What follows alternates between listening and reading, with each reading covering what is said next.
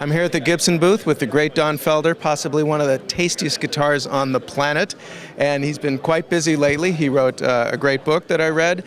He's got some solo projects coming up, and since we're here at Gibson, he's going to talk about his new signature model. So it's great to see you, Don, and thank you. Yeah, it's a pleasure to be here. You know, it was about nearly 3 years ago. I was standing here at the Gibson booth at NAMM, and the head of the custom shop came up to me and said, we'd love to do a copy or a reissue of your 59 Les Paul that you used on Hotel California. And I said, well, I still have that guitar. It's still in my locker. Let me go dig it out. And I took it out and we shipped it back to Nashville. They went over it absolutely inch by inch, got the neck size down, scanned it perfectly.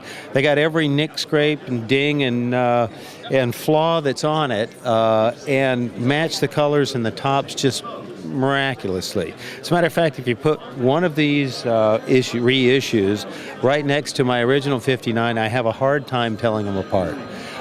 So I think Gibson has just done a spectacular job. They've been a delight to work with, an exceptionally beautiful company to be part of, and it's a great honor to be honored with a piece like this. Right. And you have another guitar in the rack here, too. Yeah, we really have kind of two Hotel California guitars. The Les Paul was the one that I used on the recordings of One of These Nights and the Hotel California album. All the solos and stuff were always played on this 59. And then the other guitar that we put together with Gibson was a double neck guitar. When it came time to go play Hotel California live on stage, there was no way I could play all the guitar parts I played on the record. So I was forced to play a double neck guitar where I could play all the introductions on one neck and the solos on the other. So the original double neck that I have is now living in the Rock and Roll Hall of Fame in Cleveland. So we went and asked them if they could ship that to Gibson and let them do the same thing. They went over it absolutely color matched. You can see belt buckle scars in the back of it. You can see where when we drill this extra hole in here to change this extra jack, because it's wired with two outputs, kind of cracked the lacquer on the top of it when I drilled it in.